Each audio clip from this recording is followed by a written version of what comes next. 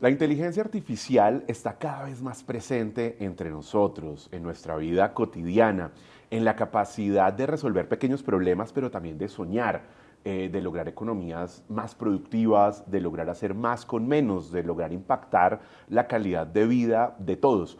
Pero esa conversación también genera dudas, genera muchas inquietudes alrededor de la gente y si se quiere, hay dos grandes emociones cuando de inteligencia artificial se habla. La de encontrar oportunidades, pero la también de tener miedo, de tener temor, si se quiere pánico frente a lo que puede significar la inteligencia artificial, por ejemplo, a la hora de reemplazarnos o de dejar de existir desde el mercado laboral la oportunidad para la cual usted se desempeña.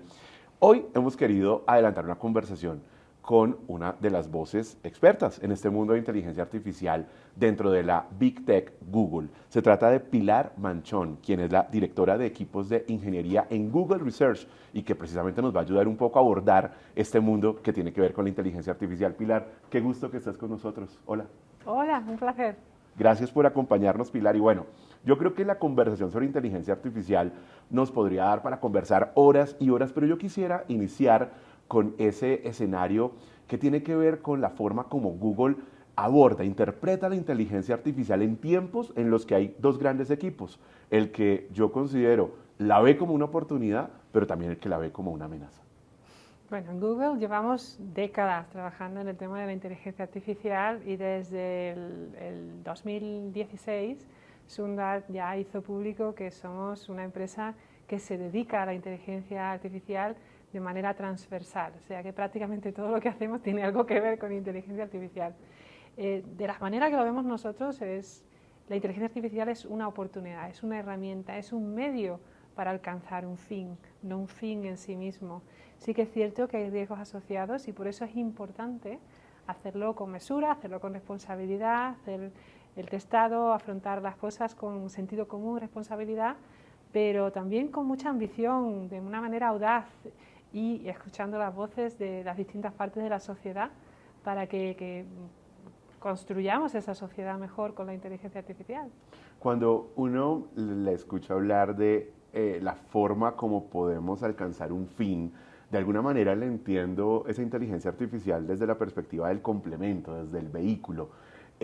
¿Cómo lograr que de alguna manera esa inteligencia artificial sea gobernada? Digamos que hay unas reglas claras porque lo que sucede es que para muchos la inteligencia artificial es como el fin de su trabajo, es como, o sea que ya no me necesitan más o es que ahora controlan los datos que me pertenecen y toman decisiones por mí o es una amenaza para la humanidad. ¿Cómo dejar muy clara esa línea entre hasta dónde va la persona, desde dónde la inteligencia artificial para complementarlos? Yo te diría que la inteligencia artificial en su mayoría es una forma de aumentar nuestras capacidades, de complementarlas, de facilitarnos el camino para hacer las cosas de una manera más rápida, más eficiente, con mejor nivel de optimización. Es decir, es una forma de hacer las cosas mejor. Ahora Como bien, superpoderes. casi como superpoderes, si lo quieres ver de esa manera, también es una manera bonita de verlo.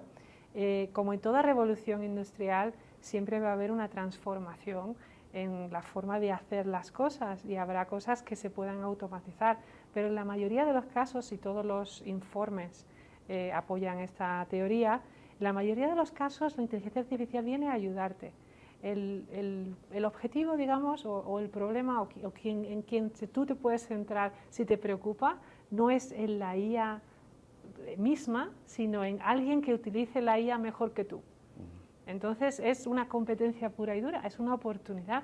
De hecho, yo siempre hablo de que es una oportunidad para mejorarse a uno mismo, para abrirse nuevas puertas, de una forma que antes era casi imposible.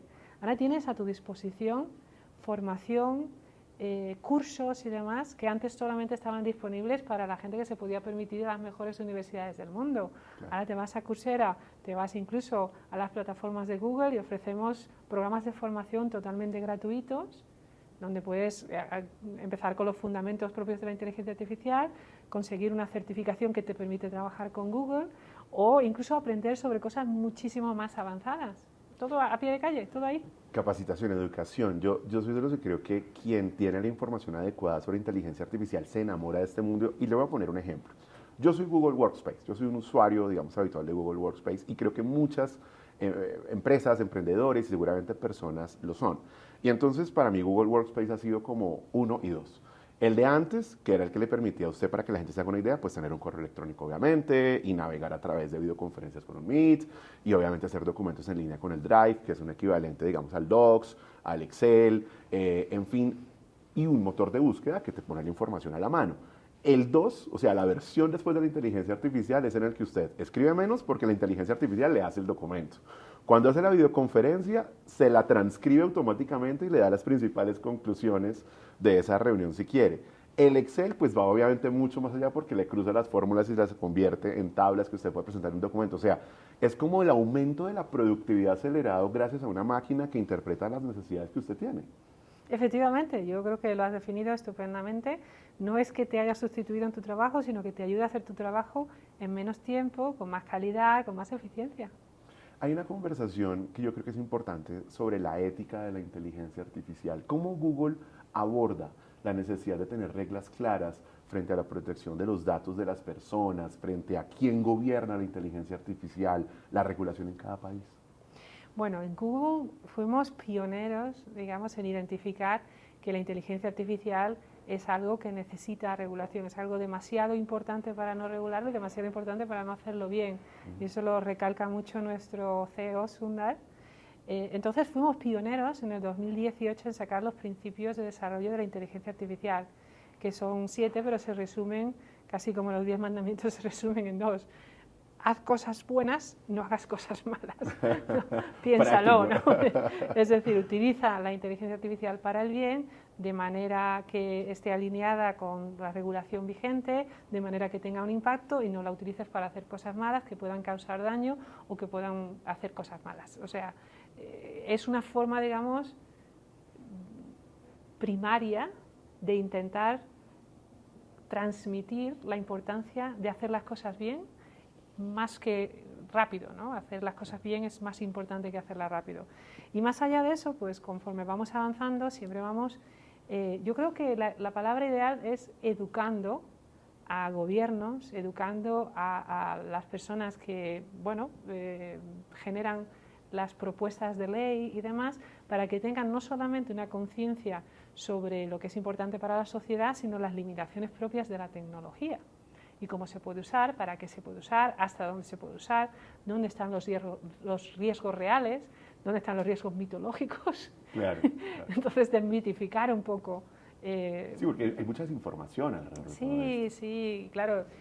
Estamos en un mundo en el que la información fluye y alguna información es objetiva y alguna información viene más pues, de las imaginaciones o de las historias de ciencia ficción o incluso de las percepciones de algunos o experiencias de segunda mano que les llamo yo, que son no las tuyas propias, pero las que te cuentan terceros, ¿no?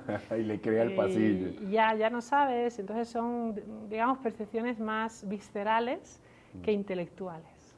Nuestro objetivo es educar a la gente, mostrar, demostrar, ver hacia dónde podemos ir y construirlo juntos. Claro, es que tal vez esos mitos surgen del miedo a lo desconocido y como estamos en un escenario donde la velocidad de la innovación es tan rápida, pues lo desconocido tiende obviamente a ser mayor. A mí me emociona mucho poder conversar con quien lidera el departamento de ingeniería de Google Research, porque ustedes están allá, me imagino yo, Pilar, programando, creando permanentemente atrás de los algoritmos.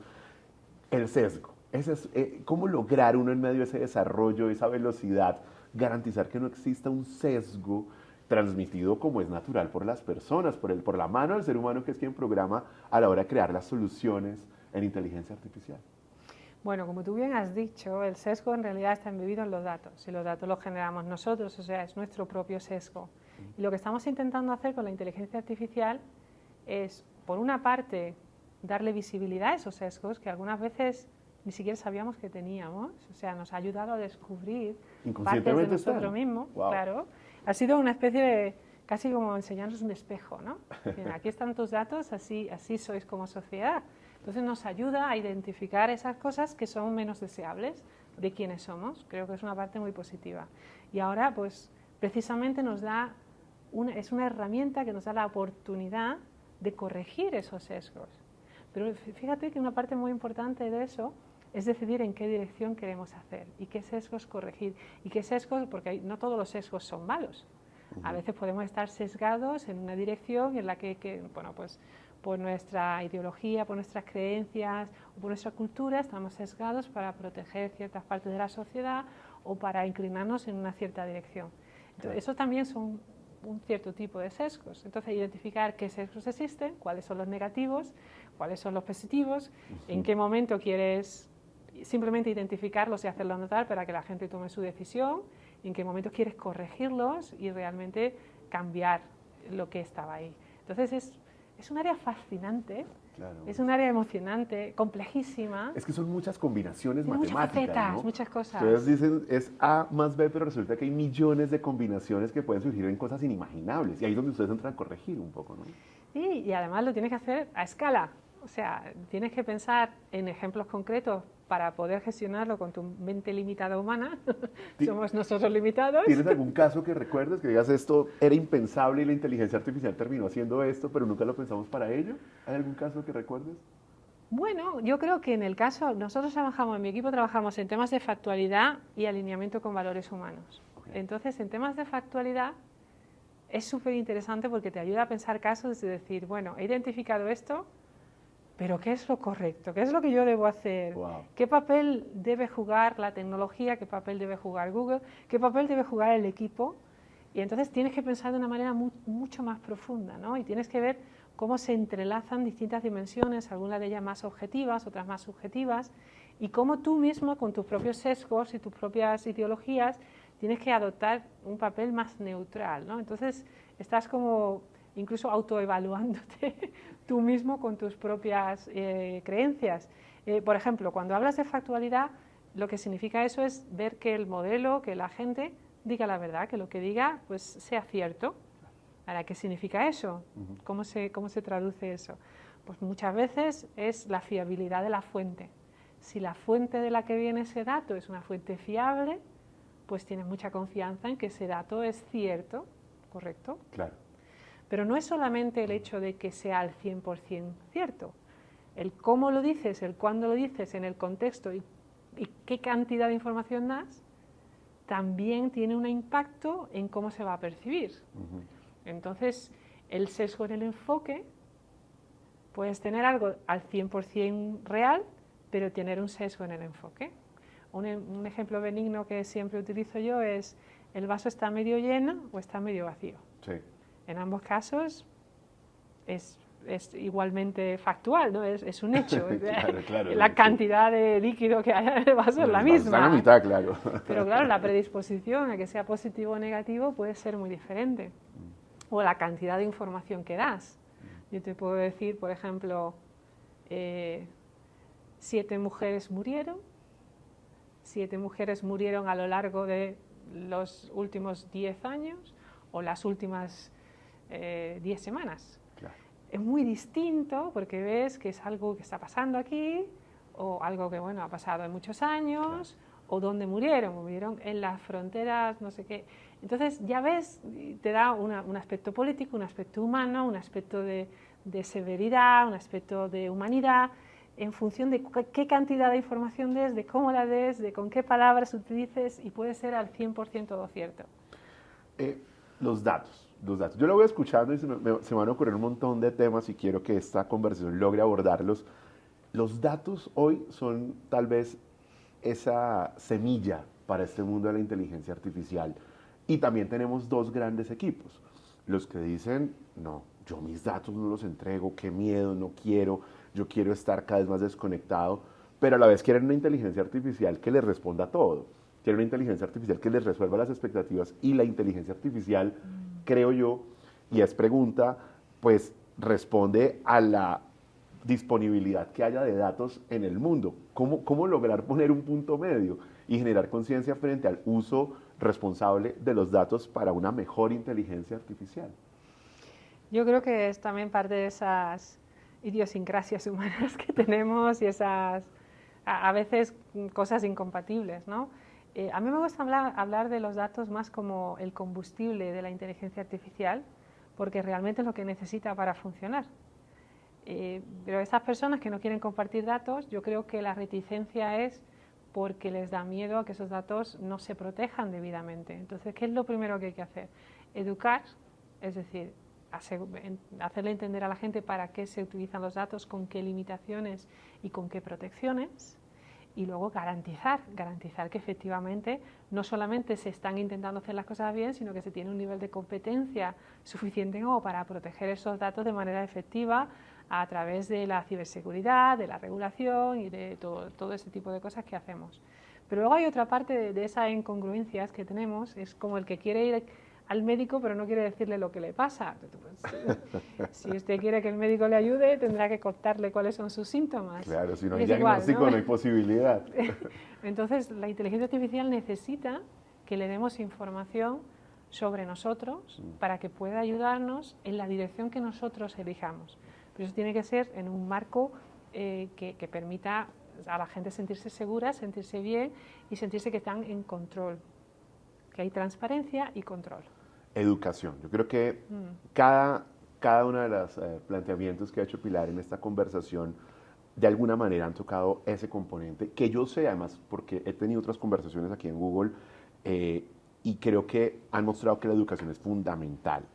¿Cómo logramos en este momento reivindicar la educación desde el nivel más básico en los menores de edad, desde las universidades, para que esto empiece a ser transversal y no un espacio exclusivo de los ingenieros, sino que los profesionales empiezan a entender el poder de la analítica de datos, de la toma de decisiones, de la búsqueda, del uso de los modelos de lenguaje de inteligencia artificial en todos los ámbitos, ¿no? Los abogados, los médicos, los profesionales, pero para que quienes llegaron tarde, las grandes generaciones hoy, y ven con mucha reticencia este mundo, pues digan, tal vez hay que actualizarnos, como ha sucedido en cada revolución industrial.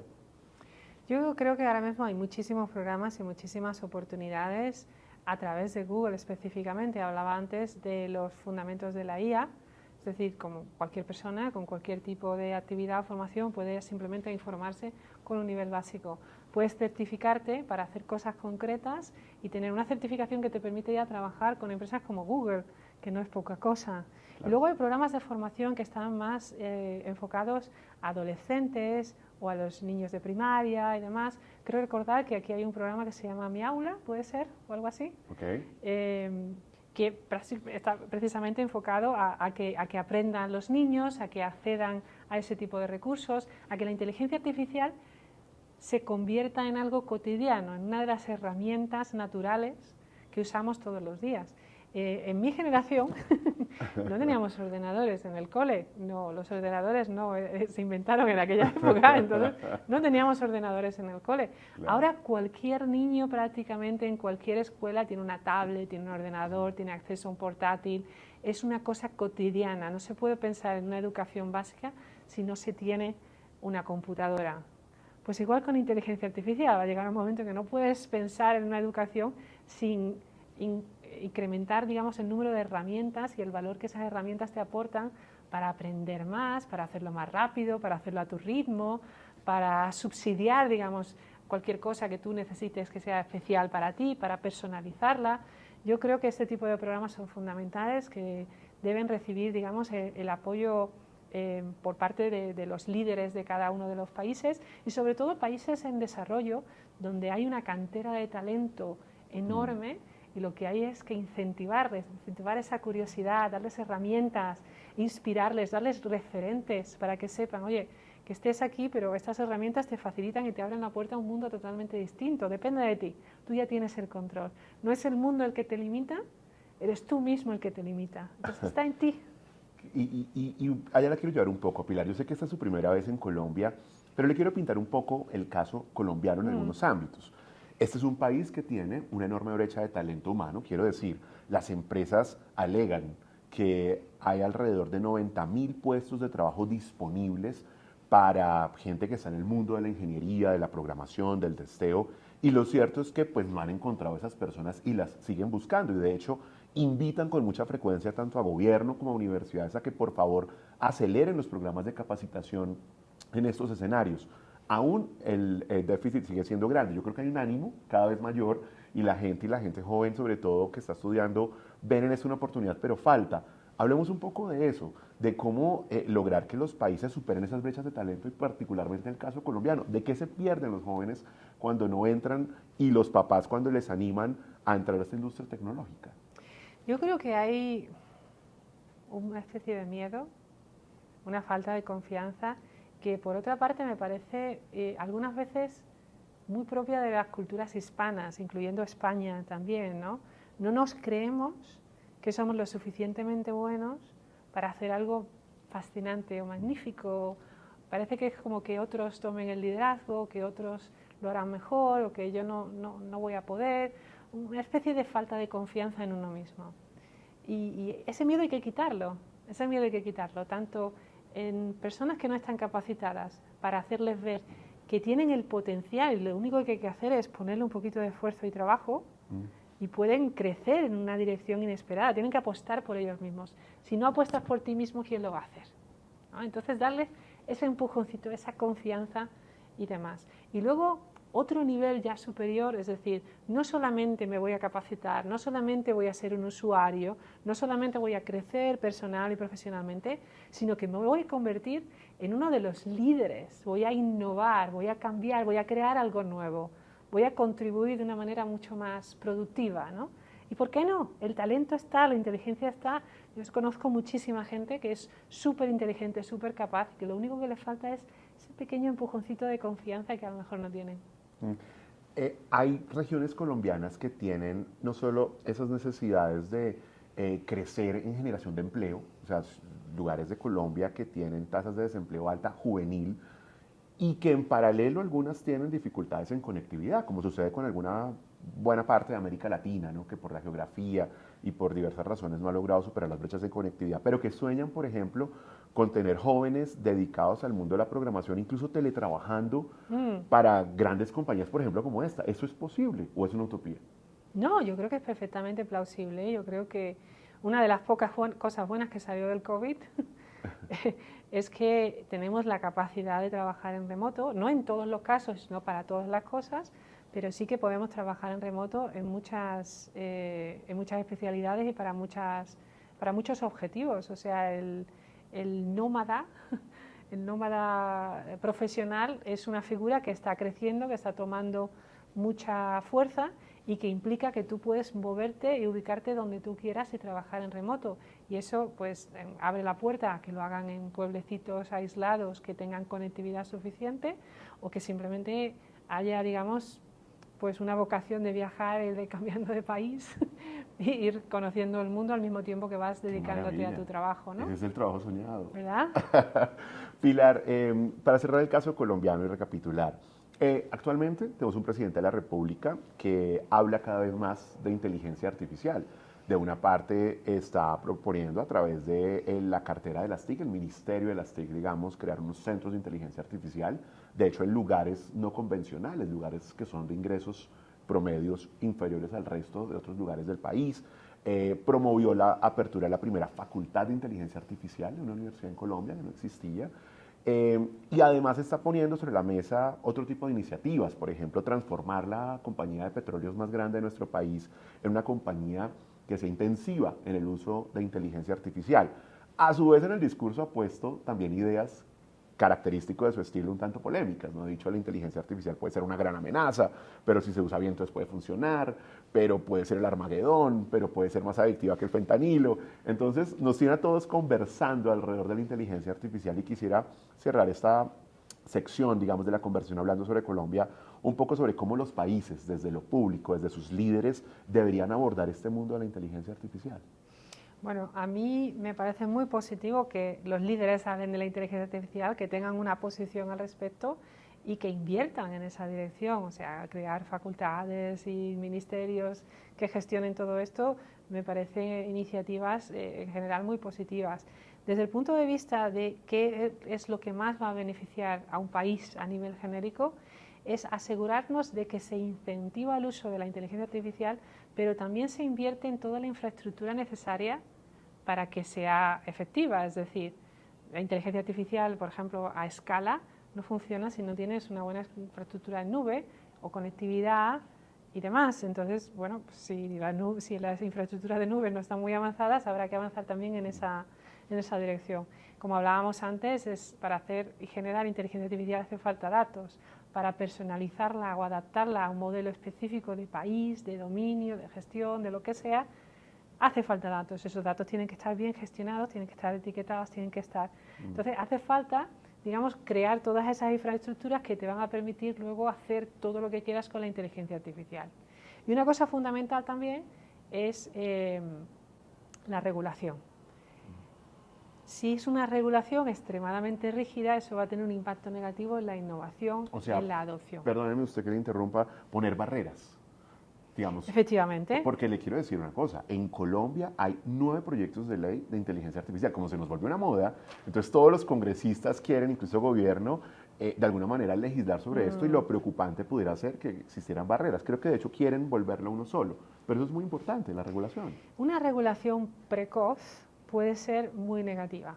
Puede hacer que todos los beneficios que pudiera sacarle a la inteligencia artificial sobre ellos, sobre todo como en economías emergentes, pues queden disueltos precisamente por una regulación que las estrangula de alguna manera. Entonces, yo sería pues muy prudente a la hora de regular, hacerlo de una manera más flexible, esperar a tener casos concretos, esperar a tener una innovación, a tener un ecosistema y luego ya regular lo que sea necesario, extender las leyes ya existentes, porque a veces se intenta regular la tecnología y lo que hay que regular es los casos de uso de las aplicaciones.